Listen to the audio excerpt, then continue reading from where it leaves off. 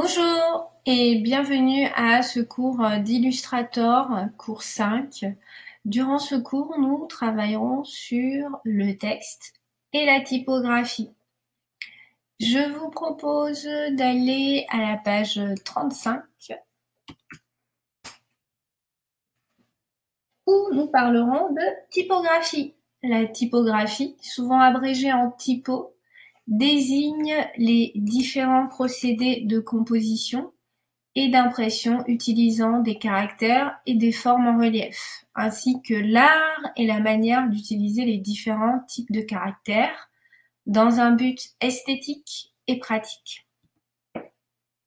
Je vous propose de voir le jargon du monde merveilleux de la typographie. Il faut savoir que la typographie est un métier. Vous avez des professionnels de la typographie qui s'appellent les typographes. Ici, par exemple, nous allons voir quelques éléments du jargon de la typographie, tels que l'angle d'empattement. L'angle d'empattement qui est l'arrondi assurant la liaison entre l'empattement et le fût. Alors, ici, l'angle d'empattement, ici, c'est celui-là.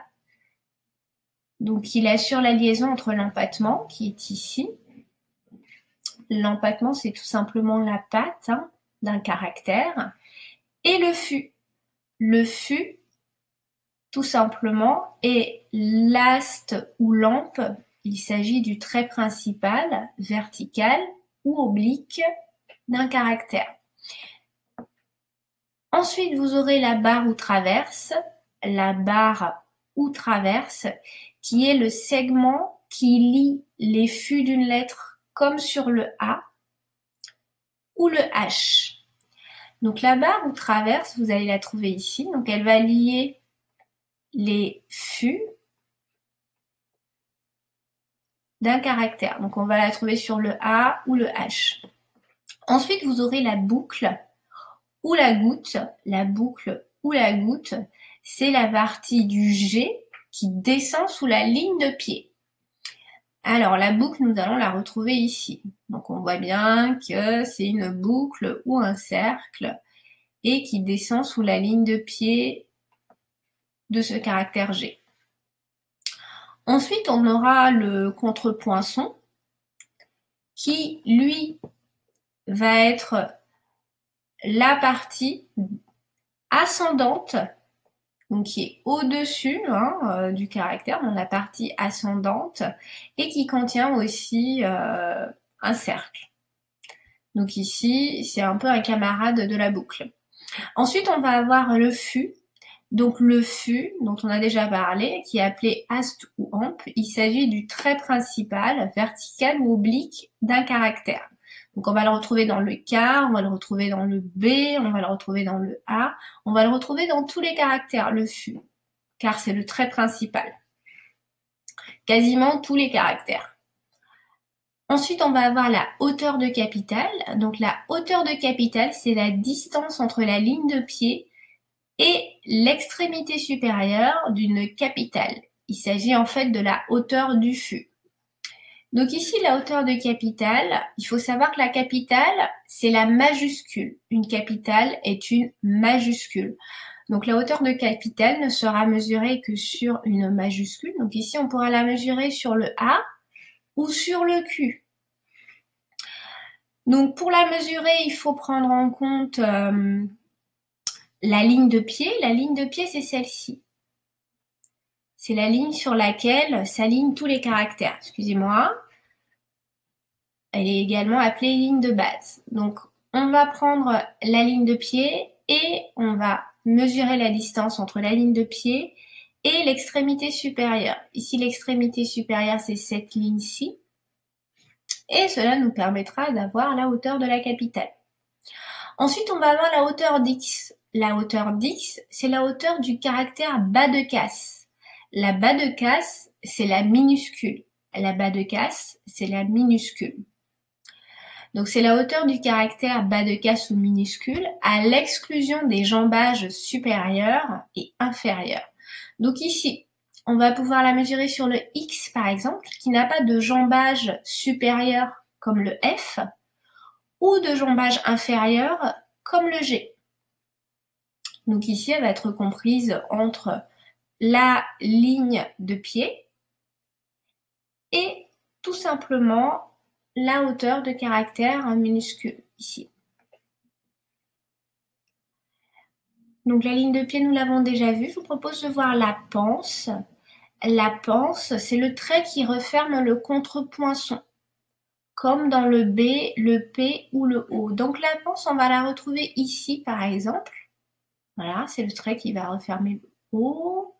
On va la retrouver aussi dans le Q. On va avoir une panse à cet endroit. Dans le P également et également dans le B ici. Et enfin, on va avoir la pointe.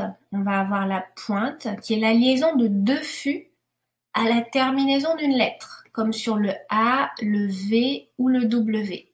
Alors, je vous propose d'aller voir le A. Donc ici, on voit qu'on a un fût à cet endroit, mais on a également un deuxième fût à cet endroit. Donc, les deux fûts vont se croiser ici. Et au croisement du fût naît la pointe. Au croisement du fût, au croisement des deux fûts naît la pointe. Donc notre pointe ici, c'est le croisement des deux fûts. Je vous propose de voir quelques familles de police en print.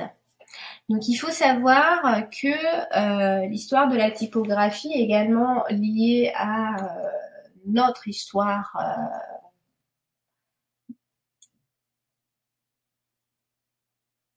des sociétés, des cultures et des inventions. Donc ici, vous allez avoir la première famille de police qui va démarrer avec les incises. Les incises, ici vous aurez des caractères tels que la latine, l'albertus et l'optima. Ensuite, dans l'histoire de l'humanité, nous passerons au script. Et ici, dans les polyscripts, vous aurez des polices plutôt manuscrites, telles que l'anglaise, le Traphone Script, le Mistral. Enfin, on va avoir la police, la famille des polices de manuaires. Donc les manuaires vont avoir la police fracture. Donc ici, je vous propose d'aller vérifier à quoi ressemble la police fracture. Dans le navigateur, nous allons tester un site de police gratuite et payante qui s'appelle fondsquarrel.com. Ici, dans Fondsquarrel, on va pouvoir chercher la police fracture. Et voilà. Donc la fracture, c'est une police, comme vous le voyez, qui est plutôt gothique. Et c'est vraiment lié à l'histoire de cette police car elle était utilisée à l'ère gothique. Et ici, vous pouvez voir à quoi ressemblent les caractères de cette police fracture. Et si vous voulez, vous pouvez également la télécharger ou l'acheter. Ensuite, dans les manières, on a également la police Libra et la police Dom. Ensuite, on va passer à la période des classiques. Ici, nous sommes dans la période des classiques. Donc, dans les classiques, on a commencé avec la famille des humanes. Donc, les humanes vont avoir la police véronèse, par exemple, la centaure, la perpétua. Ensuite, il y a eu la famille des Garaldes. Il faut savoir que les Garaldes font partie de ces premières polices inventées avec l'impression de Gutenberg. Donc ici, on va avoir la Bembo, par exemple, comme police de Garalde. On aura également la Garamond, qui est très connue et qui est utilisée, alors je vous propose de la tester, la Garamond, qui est très connue et qui est utilisée notamment dans l'édition. Dans l'édition, c'est l'une des polices les plus utilisées car, comme vous le savez, elle est liée à l'histoire de la création de l'imprimerie, de l'impression. Et du coup, vous la retrouvez souvent dans les livres, dans la mise en page, etc. Donc, elle est assez caractéristique car vous pouvez la remarquer avec ses empattements ici, petits empattements triangulaires. Et c'est vraiment les paramètres caractéristiques de cette gare à main, les empattements un petit peu triangulaires. Ensuite, vous aurez également la Vendôme qui est une police Garald. Enfin, vous aurez la famille des Réals. Dans les Réals, vous allez retrouver la police Baskerville.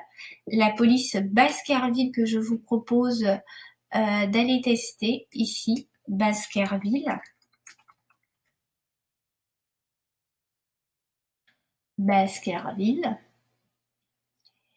Ici, la Baskerville, comme vous le voyez, elle ressemble un petit peu à la famille des Garald, car elle a également des empattements, sauf que ces empattements sont moins pointus. Vous voyez ici, l'angle est beaucoup plus petit que l'angle des Garald. Donc ici, vous allez pouvoir remarquer la différence au niveau des empattements, par exemple, et au niveau des contrepoinçons également. Donc ça, c'était pour la Baskerville. Donc dans les réels, vous aurez également la Cochin et la Times New Roman, que vous connaissez tous, qui est très connue, très utilisée, autant en print qu'en web. Ensuite, vous aurez la famille d'Edidon. Et là, si vous remarquez bien, nous rentrons dans l'ère des polices dites modernes. Donc à partir de maintenant, nous sommes dans les polices dites modernes. Donc avec la police d'Edidon, nous allons avoir la Dido. La Dido qui a donné son nom à la famille des Didon. Je vous propose d'aller voir les caractéristiques de la Dido. Dido.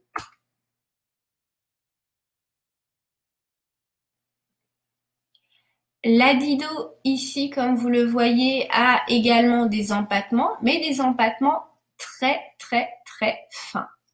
La Dido a des empattements très fins. Ce sont des empattements très épurés et qui sont très caractéristiques de l'élégance, de la féminité. C'est une police qui est très utilisée dans ces domaines et elle est également utilisée dans le logo de la marque Elle. La marque Elle, qui est un magazine féminin et moderne, utilise la police Dido pour son logo. Alors, ici, vous retrouvez par exemple la Bodoni, qui est également une des polices de la famille des Didon. Et vous avez également la Falstaff. Ensuite, on rentre dans les mécanes. Les mécanes qui sont les polices de l'ère industrielle. Donc par mécane, comprenez mécanique. Donc ici, on rentre dans la révolution industrielle. Donc on va avoir des polices telles que la Clarendon, par exemple. La Clarendon, je vous propose de la tester. La Clarendon, il y a une police du coup mécanique. Hein. Ici, vous pourrez voir que nous avons des empattements, mais cette fois-ci, nous avons des empattements carrés, rectangulaires et très massifs, qui sont très caractéristiques de cette ère révolutionnaire, de cette ère industrielle, avec toutes les machines, toute la mécanique que cela comporte. Ensuite, dans les mécanes, vous aurez également la police ionique et la police Rockwell, entre autres. Enfin, on arrive à notre dernière famille de police, les linéales. Donc les linéales qui, comme leur nom indique, sont composées de lignes. Donc elles sont très linéaires. Je vous propose de voir quelques polices de cette famille linéale. Donc ce sont les polices les plus modernes, les plus contemporaines. Ce sont des polices bâtons. On va les appeler ainsi car elles sont caractérisées par l'absence d'empattement. Elles n'auront pas d'empattement, les linéales. Donc, elles vont être composées de lignes très épurées, reliées les unes aux autres. Donc, on va avoir par exemple la grotesque. Puis, on aura la futura. Alors, je vous propose d'aller voir la futura qui est très connue, qui est très belle. Personnellement, je la trouve très élégante. Ici, du coup, je vous propose d'aller voir la Futura. Donc, la Futura va être caractérisée par l'absence d'empattement. Ici, on n'a plus d'empattement. On va avoir des polices composées de caractères bâtons. Donc ici, juste composées de lignes reliées entre elles, ce qui va permettre d'être très épuré, d'avoir une meilleure lisibilité et une meilleure visibilité. C'est également pour cela que les linéales sont arrivés avec l'ère de la publicité, de la société de consommation, et elles sont très utilisées notamment dans la publicité, dans le marketing, etc., car elles assurent une meilleure lisibilité des contenus textuels. Voilà pour cette Futura.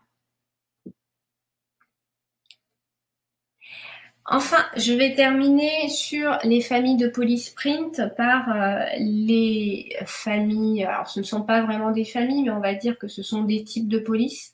Aujourd'hui, vous avez des types de police fantaisistes, vous avez des types de police basés sur des pictos, vous avez des types de police basés sur des thèmes, tels que le thème western, le thème feu, glace, rétro, 60s, moderne, art déco, etc.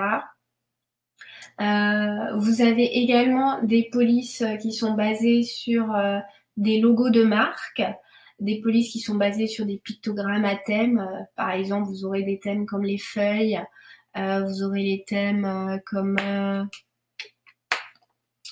les machines, etc. Donc, je vous propose de voir un deuxième site de police qui s'appelle Dafonte, dafonte.com. Dans dafonte.com, vous aurez accès à plusieurs polices de la même manière que le premier site que nous avons vu. Ici, par exemple, vous pouvez voir que vous pouvez choisir selon le type de police que vous souhaitez. Donc ici, vous aurez des polices fantaisistes. Ici, je peux sélectionner Cartoon, par exemple, et voir des familles de polices qui ne correspondent pas du tout à ceux qu'on a vus précédemment. Donc là, ce sont vraiment des polices fantaisistes qui sont basées sur des thèmes. Si vous voulez retrouver des polices gothiques, vous irez par exemple dans Gothique, voilà. Des basiques. Dans Basique, vous allez retrouver des polices très utilisées actuellement. Dans Basique, vous aurez notamment des notions utilisées en typographie telles que sans sérif. Sérif signifie empattement. Sérif signifie empattement.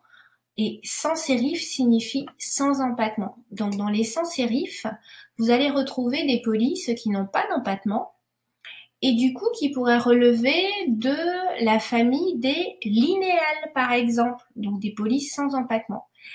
Et dans sérif, vous allez retrouver des polices avec des empattements.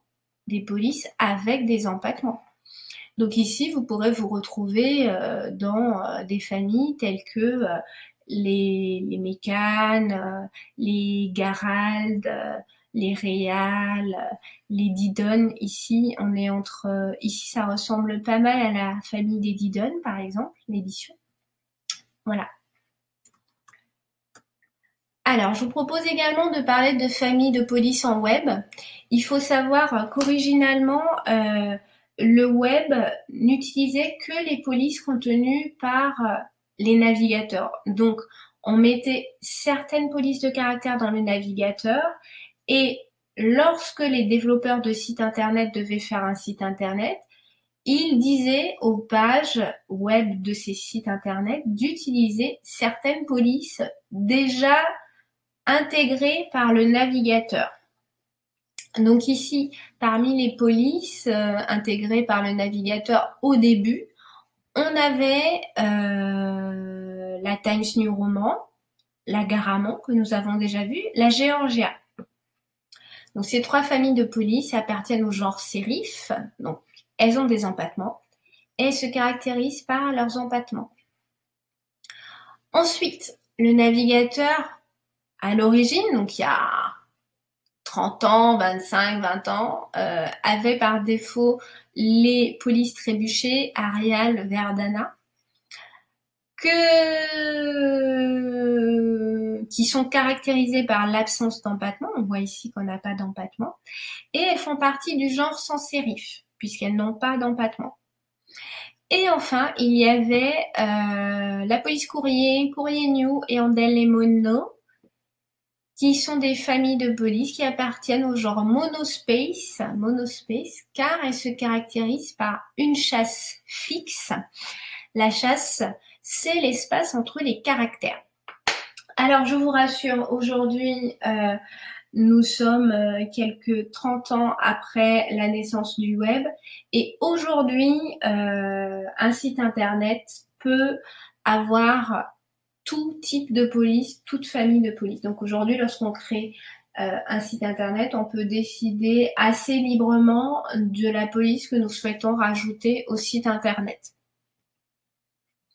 Alors, je vous propose de voir la collection d'outils de texte dans Illustrator. Et nous allons commencer par le premier outil texte de Illustrator, qui est l'outil texte. L'outil texte crée du texte et des objets texte et vous permet de saisir et de modifier du texte. Pour l'utiliser, vous pouvez utiliser le raccourci clavier T et je vous propose de le tester dans Illustrator. Alors, dans Illustrator, je vais vous demander de créer un nouveau fichier A4 par exemple, impression A4 et nous allons nous mettre à l'aise. Donc, on va zoomer un petit peu pour être à l'aise pour travailler, voilà. Et nous allons commencer. Ici, dans ma barre d'outils verticale, je vais prendre l'outil texte. Je vais prendre l'outil texte. Je vais prendre l'outil texte. Première méthode, je peux cliquer pour commencer à écrire mon texte. Pour cela, je clique une fois et je commence à taper mon texte. Bonjour, comment allez-vous? Il fait beau aujourd'hui.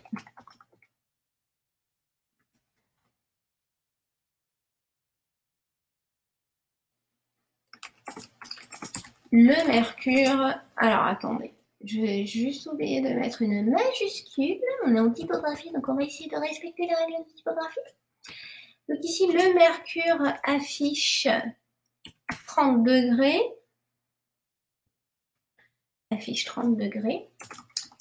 et nous avons décidé d'aller à la plage.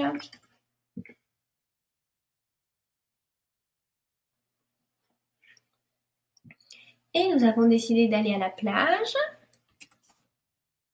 nous baigner à la mer,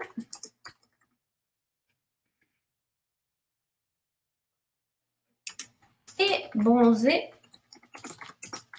au soleil. Alors, qu'est-ce qu'on remarque ici? Ici, je remarque que lorsque je clique une seule fois et que j'écris librement, eh bien, je vais pouvoir écrire toujours sur la même ligne. Si je veux par exemple passer à la ligne, il faudra que je fasse entrée. Mais quoi qu'il arrive, si je ne fais pas entrée pour passer à la ligne, je vais continuer à écrire toujours sur la même ligne indéfiniment. Donc, ce qui serait intéressant ici, c'est de pouvoir délimiter une zone de texte. Délimiter une zone de texte. Je vous propose de faire cela. Donc, je reprends l'outil texte. Et cette fois-ci, je vais faire un cliquer-glisser pour déterminer une zone de texte. Celle-ci. Dans ma zone de texte, je vais copier le texte précédemment saisi et je vais tout simplement... alors du coup, je vais refaire mon rectangle de sélection, ce sera plus simple. Ici, je fais un rectangle pour délimiter une zone de texte et je colle. Et là, regardez la différence avec le premier exemple, c'est que cette fois-ci, je peux par exemple prendre ma zone de texte, mon rectangle de texte, et l'agrandir, le réduire, jusqu'à masquer du texte. Lorsque vous masquez du texte, Illustrator est gentil, il va vous mettre un petit bouton rouge à cet endroit. Ce petit bouton rouge signifie que vous avez du texte en attente, en dessous, donc qui est masqué. Donc premièrement, vous pouvez prendre le curseur du milieu et tout simplement agrandir le bloc pour révéler le texte en attente. Première méthode, je prends le bloc et je l'agrandis. Je peux également prendre à ce niveau et l'agrandir. Deuxième méthode, je peux décider de créer un maillage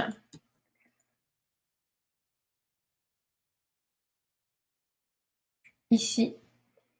Je peux décider de créer un maillage pour mettre le texte dans un deuxième bloc. Pour cela, je vais tout simplement cliquer sur le petit bouton rouge. Hop. Je vais prendre l'outil sélection directe et je clique avec le petit.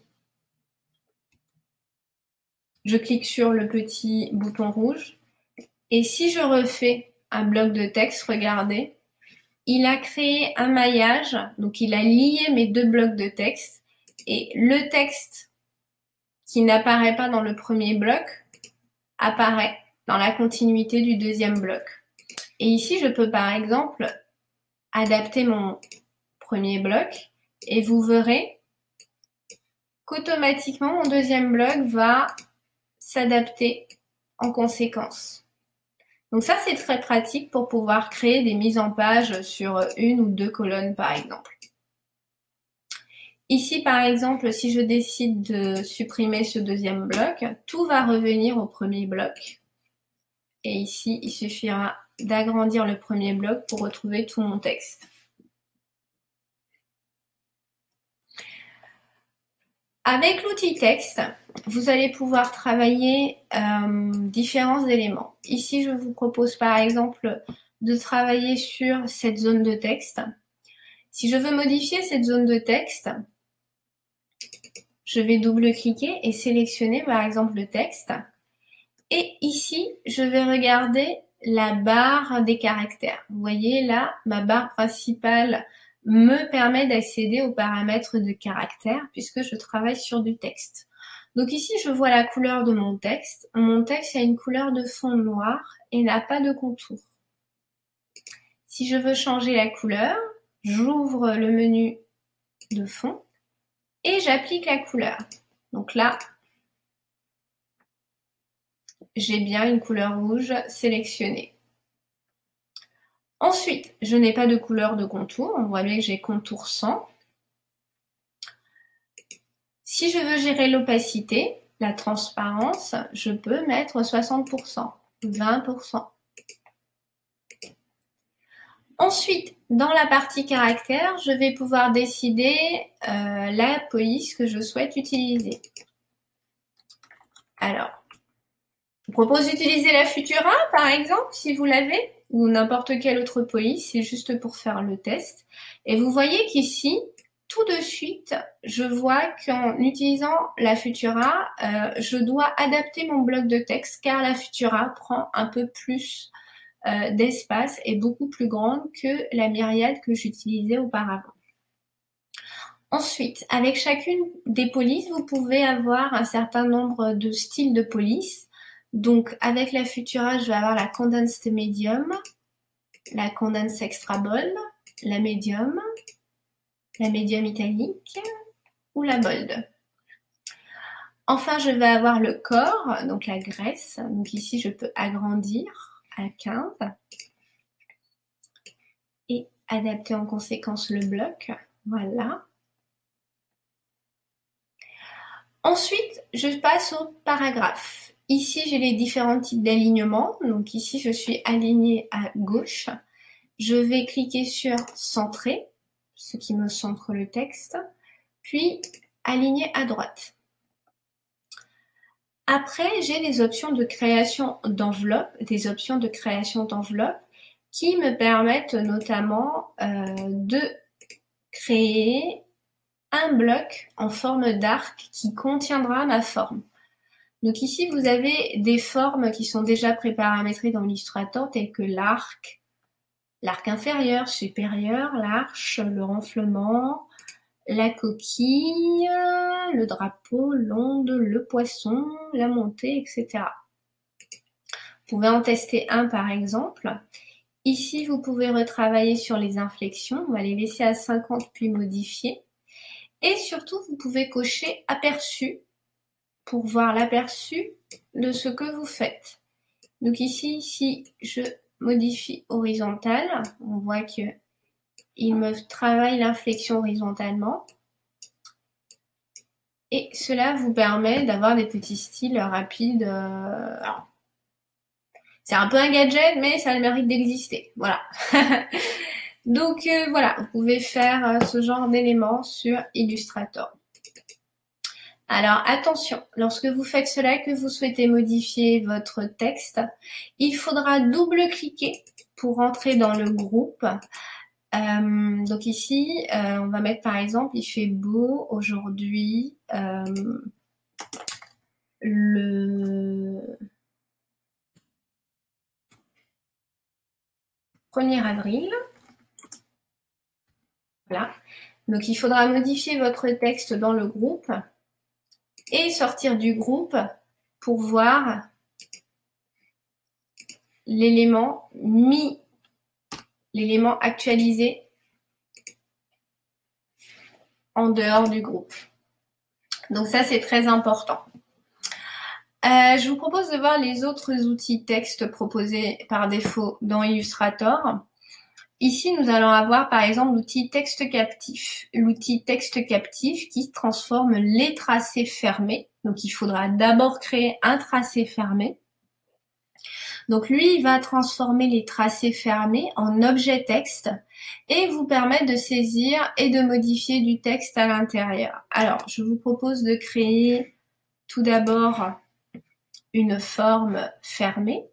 Donc ici, je vais prendre l'outil plume et je vais mettre juste une couleur de contour, voilà, et je vais tracer une forme.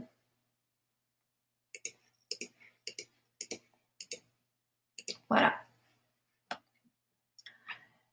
Je vais tout simplement copier le premier texte, donc commande C, CTRL C si vous êtes sur PC. Et cette fois-ci, je vais prendre l'outil texte captif et je vais cliquer sur le contour. Voilà. Et là, je vais coller. Regardez ce qui s'est passé. Tout simplement, ici, il a copié mon texte et je vois que mon texte est bien captif de ma forme. Ici, par exemple, si vous souhaitez déployer tout le texte, deux solutions. Soit vous réduisez le texte jusqu'à ce qu'il apparaisse, ou alors vous agrandissez le bloc. Ce qui est assez intéressant avec cet outil, c'est que vous pouvez très bien, avec l'outil sélection directe, sélectionner les points d'ancrage et modifier votre forme, alors même que le texte y est captif. Donc voilà pour cet outil. Je vous propose de voir l'outil suivant. C'est l'outil texte curviligne qui change le tracé en tracé de texte. Donc il faudra créer un tracé pour commencer. Et il vous permet de saisir et de modifier du texte le long du tracé. Alors je vous propose de reprendre l'outil plume et de mettre tout simplement un contour noir. Et cette fois-ci, je vais juste faire aller une ligne. Voilà. Je vais prendre l'outil texte curviligne et je vais cliquer, puis coller. Voilà. Donc ici, je vais double-cliquer. Double-cliquer vous permet de sélectionner tout le texte. Donc c'est très pratique. Double-cliquer vous permet de sélectionner tout le texte. Alors, 2 points, c'est très petit, hein, donc... Ici, on va voir une autre méthode. Donc ici, vous pouvez par exemple soit réduire le texte, soit agrandir tout simplement votre tracé. Et cette fois-ci, je vais pouvoir augmenter, voilà, mon tracé. Alors, ce qui est assez intéressant ici, c'est que vous pouvez très bien continuer à dessiner votre tracé, l'agrandir. Vous voyez là, par exemple, je vais prendre les points directeurs et modifier ma courbe, ici aussi. Et ici, je vais aller un petit peu plus loin. Donc ça, c'est très pratique avec l'outil texte. Voilà. Alors, je vous propose de voir le prochain outil qui est l'outil texte vertical, qui crée du texte vertical et des objets texte verticaux et vous permet de saisir et de modifier du texte vertical. Alors, ici, je vais prendre l'outil texte vertical. Ici, je vais faire un rectangle de sélection, petit cliquer glisser pour avoir une zone de texte. Et je vais coller. Donc regardez mon texte. Bonjour, comment allez-vous? Il fait beau aujourd'hui. Est bien affiché. Je vois que j'ai du texte en attente. Donc, je vais par exemple réduire un petit peu la taille. Et voilà. Donc là, c'est pour l'outil texte vertical. Je vous propose de voir l'outil texte captif vertical. Alors, comme vous le voyez, il est basé sur le même principe que l'outil texte captif, sauf que cette fois-ci, le texte est vertical. Alors, nous allons prendre l'outil plume et on va faire une forme. Hop, clic, clic, clic, clic. Et ici, je vais prendre l'outil texte captif vertical et je vais cliquer à l'intérieur cette fois-ci. Et regardez, mon texte est bien captif. Je vais juste réduire un petit peu. Hop.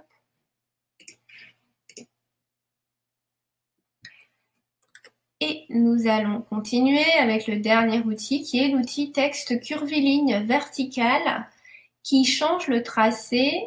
Donc il faudra un tracé.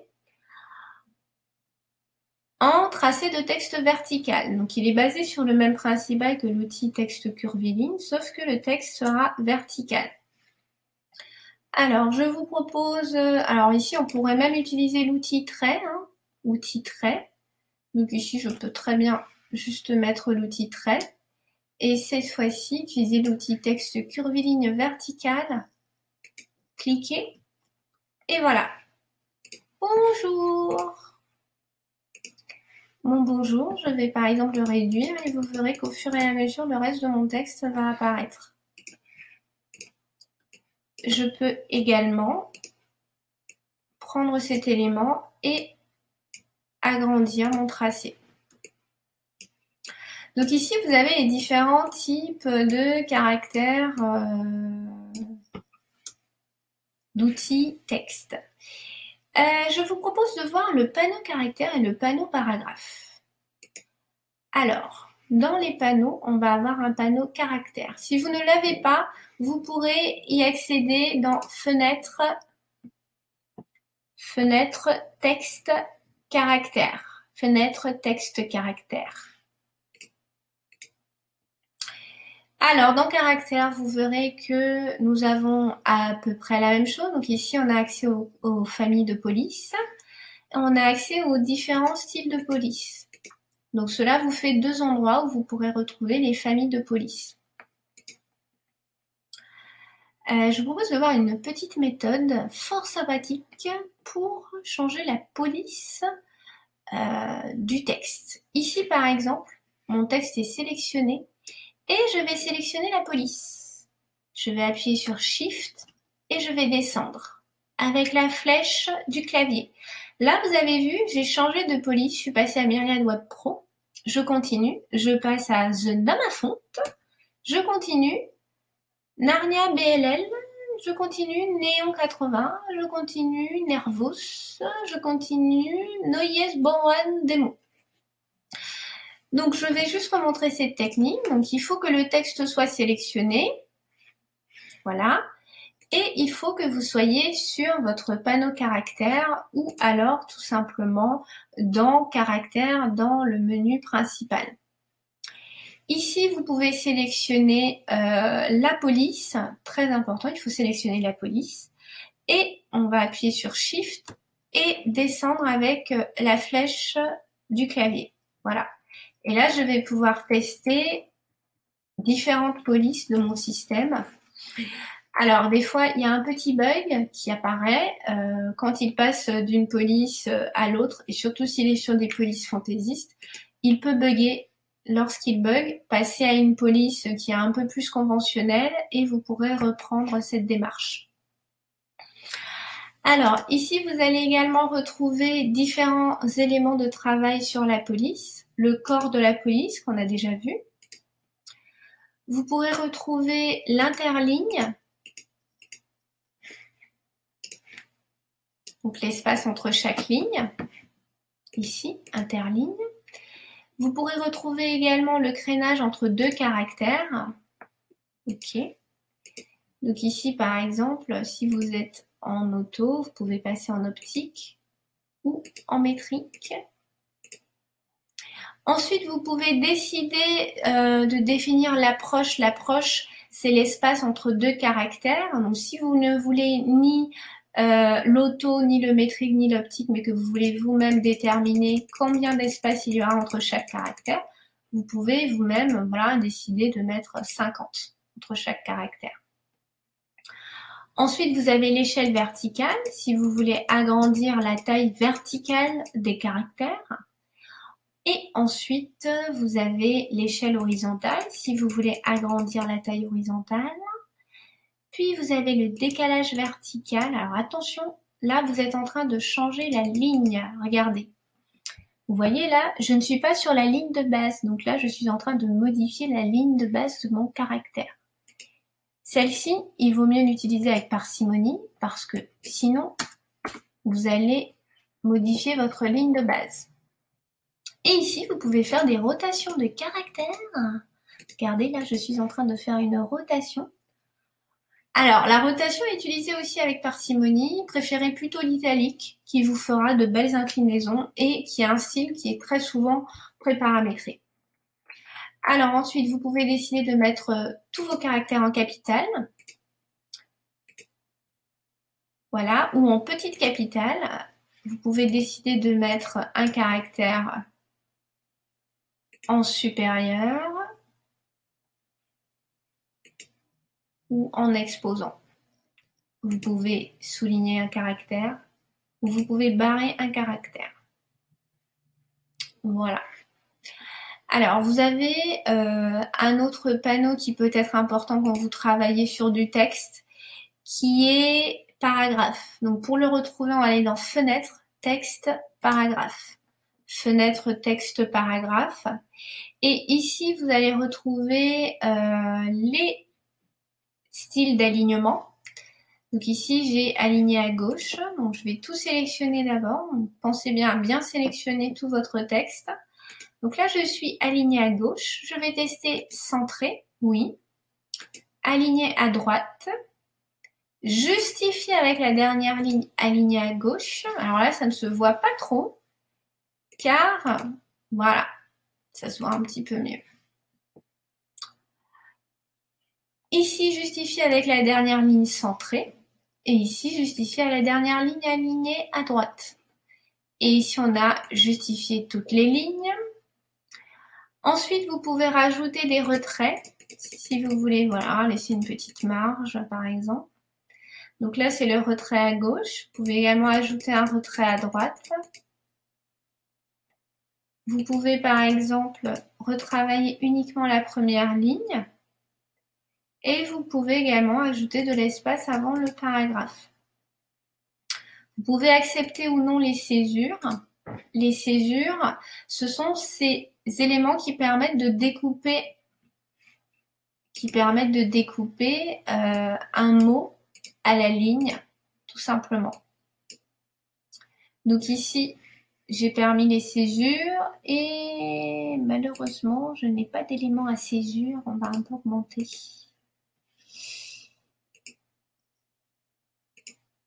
Bon, je n'ai pas de texte à césure. Nous verrons cet élément lorsqu'on fera du travail de typographie, par exemple. Voilà. Alors, je vous propose de faire l'exercice suivant qui consiste du coup à créer un rectangle d'arrière-plan, à écrire le texte flat, attention, avec une police linéale, sans empattement. Et puis après, nous allons créer un autre calque sur lequel nous dessinerons l'ombre de flat et il faudra également écrire long shadow action. Je vous propose d'y aller. Alors, premièrement, je vais créer un nouveau fichier dans Illustrator, fichier nouveau. Je vais sélectionner un A4 et l'orientation, je vais mettre paysage. Orientation paysage. OK. Ici, je vais me faire un petit peu de place.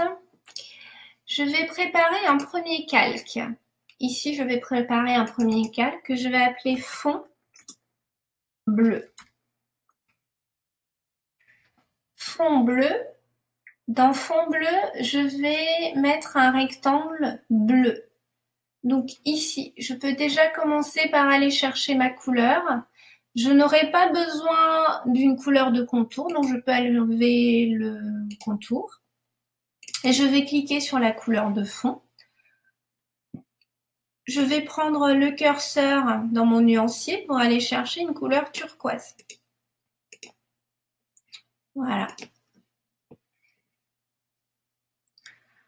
Turquoise. Et ici, je vais faire mon rectangle turquoise. Voilà. Donc ça, c'est bon, c'est fait. Ensuite, je vais continuer avec mon panneau calque. Je vais verrouiller ce calque et créer un nouveau calque que je vais appeler texte.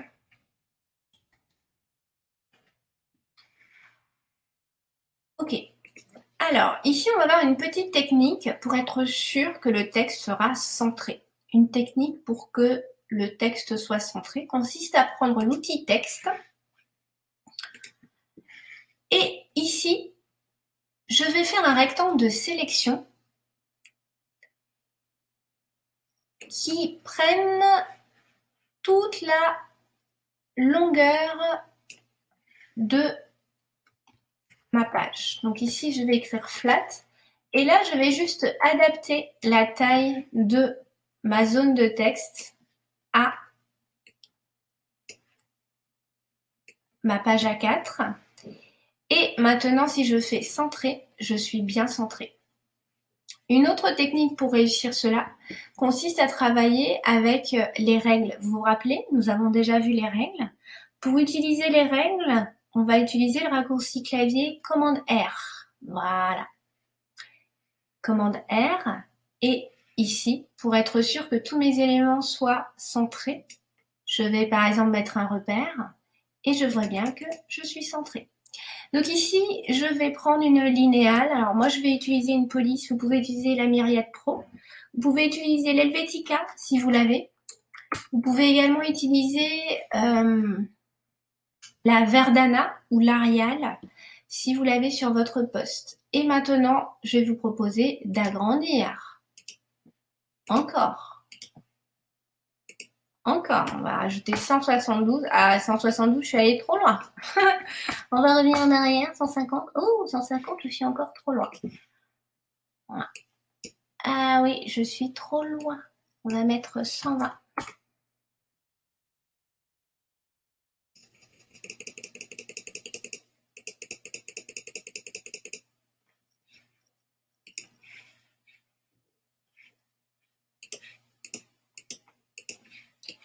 Alors, pourquoi est-ce que... Alors, on va mettre 60 fois. Ah, je pense que j'ai un petit souci de couleur.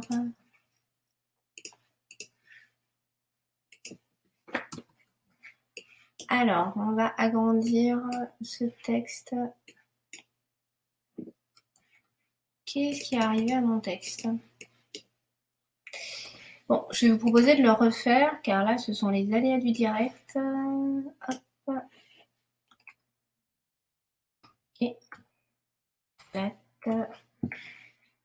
Et là, je vais bien le placer. Hop.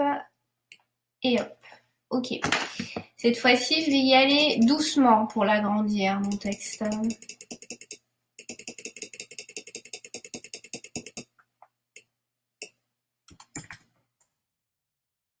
Et 30, 150, 160, ok. Alors, ici, c'est très bien. 160, ça me va bien, moi. Je pense qu'on peut encore l'agrandir un petit peu. Je pense que même jusqu'à 200, ça peut être... Oui, 200, c'est pas mal. Alors maintenant, je vais vous demander d'ouvrir le panneau caractères. Dans caractères, nous allons augmenter l'approche entre les lettres. On y va. Alors ici, on va mettre 50. Pas mal, 50. 75. 100. On va continuer encore un peu. 200. C'est pas mal là. Je vous propose de changer la couleur de notre texte. On va mettre du blanc. Voilà. Ok, très bien.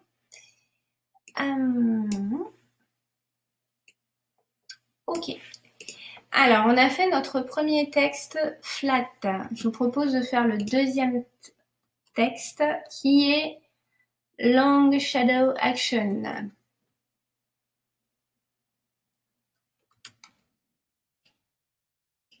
Long Shadow Action. Donc, long. Ici, on est d'accord que le corps va être beaucoup plus petit. Là, je vais mettre 36 par exemple. Ok. Et là, on va mettre Long Shadow Action. Donc ici, c'est l'action de l'ombre. Alors, on va y aller. On va réduire un petit peu l'approche entre les lettres. On va la garder à 0. Voilà. Et je pense que 36, c'est beaucoup. On va mettre 20.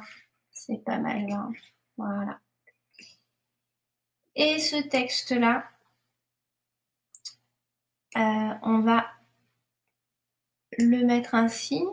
Et on va plutôt lui mettre un alignement. Voilà. On va juste essayer d'agrandir le caractère jusqu'à arriver au T. Vous voyez? Voilà. Ça, c'est bien. Ok. Alors, nos textes sont bons. Je vous propose d'enregistrer. Ici, on va l'appeler par exemple flat text.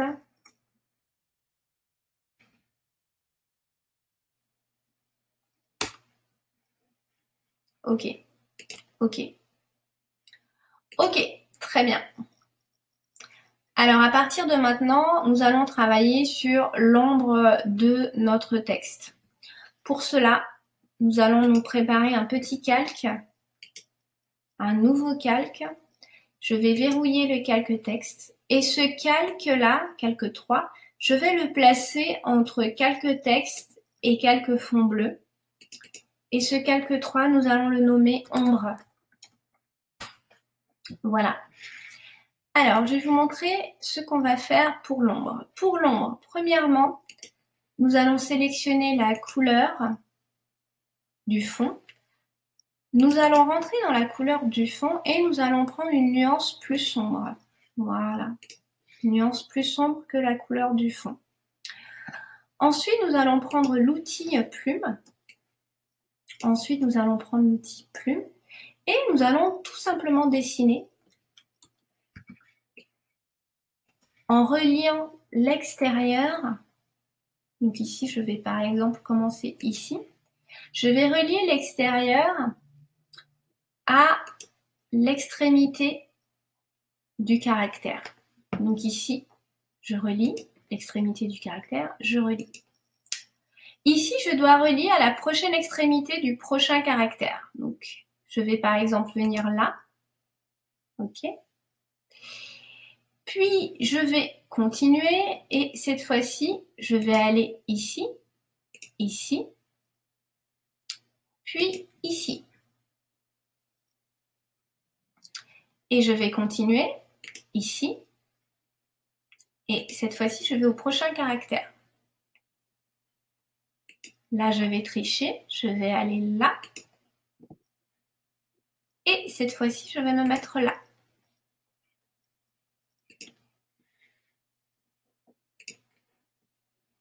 Voilà. Alors ici, j'ai encore un petit peu de travail à faire, hein, mais d'accord. Je vois par exemple que là, mon lien n'a pas très bien fonctionné. Donc je vais me mettre à l'intérieur du A. Ici, je peux décider de tricher par exemple. Faire ceci, si je le souhaite. Moi, personnellement, je vais garder tel quel. Voilà. Et à cet endroit-là, je pourrais décider de remonter un peu. Mais ici, vous avez une méthode assez simple pour apprendre à rajouter tout simplement une ombre, design, et notre exercice est terminé. Si vous ne voulez plus voir les règles, on va tout simplement aller dans repères, masquer les repères. Et voilà, notre exercice est terminé. On enregistre et on va passer au prochain exercice. Ici, je vais vous proposer de faire une attaque d'Arial. Alors, premièrement, on va se préparer un fond bleu. Donc ici, je vais créer un nouveau fichier A4 et cette fois-ci, je vais me mettre en portrait. Voilà. Alors ici, je vais commencer par créer un calque qu'on va appeler fond bleu. Vous me direz, c'est toujours le fond bleu avec toi, hein? Oui, je comprends. Dans fond bleu, je vais créer un nouveau rectangle. Donc je prends l'outil rectangle et je fais un fond bleu. Je vais chercher un bleu. On va changer un peu de bleu, hein, parce que sinon, ça va être compliqué. Hop, voilà. Un bleu. Ok, maintenant que mon bleu est prêt, je peux par exemple créer un nouveau calque, verrouiller mon fond bleu, et cette fois-ci, je vais prendre un outil texte et je vais écrire Arial en majuscule, capitale. Et cette fois-ci, je vais utiliser la police Arial, car il est question de l'Arial.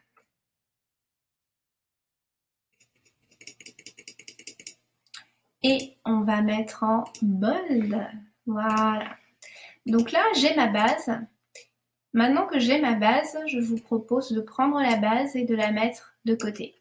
On va copier cette base, commande C, commande F, ou CTRL C, CTRL F si vous êtes sur PC. Je vous propose de regarder le travail qu'il faut faire sur cette base. Alors, premièrement, il faut modifier le texte pour en faire un objet. Il faut modifier le texte pour en faire un objet. Le texte doit être en blanc et nous devons également rajouter ce texte. What type of attack can kill the most typographers? Donc, quel type d'attaque peut le plus tuer les typographes? Alors, il faut savoir que parmi les typographes, nous avons une petite blague qui consiste à dire que l'Arial n'est pas une police car elle n'est pas très belle pour beaucoup de typographes. Et ici, il est fait référence à cette petite blagounette entre typographes. Donc ici, je vous propose de mettre la couleur blanche déjà, voilà. Et nous allons mettre le texte what type of attack. Alors, je vous propose de le mettre en anglais, en français du coup. quel type. Alors, je vais peut-être le mettre en majuscule. Il me semble qu'il est en majuscule. Donc, on va le mettre en français. Quel type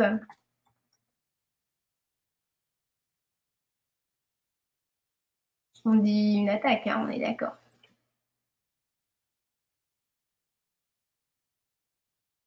J'ai un doute plus con. Alors, quel type d'attaque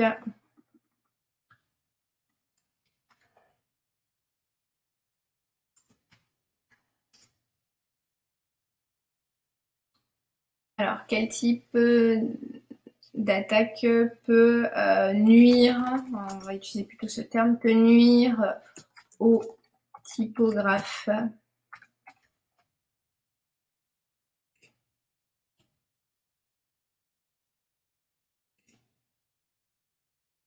Hop.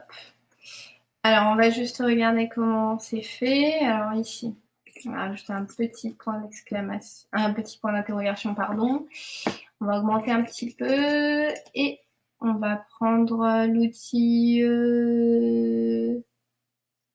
caractère et on va rajouter un peu d'interligne. Voilà. Ça va faciliter la lecture et on va un petit peu agrandir. Voilà. Donc ça, c'est pour notre première partie. Ok, on a notre texte. Ici, par exemple, si je veux trouver le centre de gravité de ma page, je peux chercher mon fond bleu, mon calque fond bleu, car ce calque fond bleu va me permettre, en appelant les règles, commande R ou CTRL R, de tirer une règle et de la mettre au centre. Voilà. Ce qui fait qu'ici, par exemple, je vais pouvoir agrandir tout mon bloc, être bien centré. Et pour avoir une petite marge, je vais utiliser le retrait. Vous vous rappelez du retrait? Donc, je vais utiliser le retrait que j'avais dans paragraphe. Ici, je vais rajouter un peu de retrait.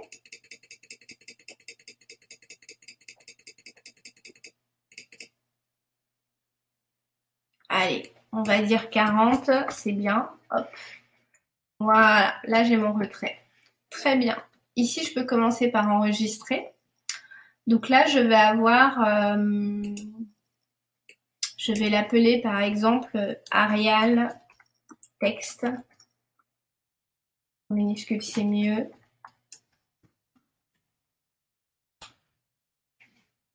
Ok. Mon Arial texte, je vais tout simplement le modifier. Alors, je garde quand même une base à côté, un modèle sur lequel je pourrais revenir. Et celui-là, je vais le modifier. Je ne peux pas retourner un caractère texte. Ici, si je décide de le retourner, regardez, si je fais une rotation, ça ne fait pas du tout ce que je souhaitais. Ça va pas du tout. Mais pas du tout. Donc ici, sachant que dans mon exercice, ce qui m'intéresse, c'est de pouvoir faire une rotation totale du A, tout seul, donc individuellement, et puis après, de prendre tout le bloc et de faire une rotation pour transformer la raïale en missile. Voilà. Donc pour cela, il faut que je décompose mon texte. Il faut que je décompose mon texte comme un objet. Donc je vais aller dans Objet, décomposer, qu'on a déjà vu. Donc dans Objet décomposé, il faut que Objet et fond soient cochés. Et là, je vais cliquer sur OK. Et regardez, à partir de maintenant, mon texte est devenu une forme composée de points de vecteurs que je vais pouvoir prendre avec l'outil Sélection Directe A et déformer à l'infini. Donc ici, on part d'un texte et on transforme ce texte en objet en passant par objet décomposé. Et puis après, on va pouvoir rentrer dans le groupe en double-cliquant, prendre la lettre A, se positionner sur une extrémité gauche ou droite, faire une rotation, voilà, et regardez, mon Arial est prêt. Voilà, et je double-clique pour sortir. Donc c'est bon, mon Arial est prête. Je vais vous proposer maintenant de créer différentes variétés d'Arial. Donc ça c'était mon modèle texte. Là je vais faire mon modèle normal. Donc maintenant je vais faire un commande C, commande F. Je vais le mettre là. Je vais faire une rotation. Et je vais l'agrandir homothétiquement. Pour cela, je me place sur une extrémité supérieure ou inférieure. Donc moi, je me mets sur l'extrémité supérieure. Et je vais appuyer sur Shift pour garder l'homothétie. Donc là, Shift. Là, je fais un premier Arial qui est très très gros, qui sera très visible. Voilà. Et je vais ensuite faire des petits Arials. Donc ici, commande C, commande F. Je fais un petit Arial. Je le réduis, toujours avec Shift. Shift Alt cette fois-ci, commande C, commande F. Celui-là, je vais le mettre ici par exemple. Commande C, commande F, j'en fais un plus petit derrière. Shift Alt pour le réduire centré, mais également homothétique. Donc celui-ci, je vais le faire un petit peu plus petit et je vais le mettre là. Voilà. Oups. Alors, pensez bien à verrouiller votre calque fond bleu, voilà. Car vous avez vu, sur un malentendu, un problème peut survenir inopinément. Voilà. Et là, on va juste faire des petits Arials tout autour pour symboliser la notion de missile qui contre-attaque. Et voilà, tout simplement pour notre exercice. Donc là, je vais vous laisser mettre les différents éléments comme vous souhaitez. C'est commande F. Hop. Hop. On va mettre différentes tailles, c'est très important. Là, je vais faire celle-ci 2 fois. Hop.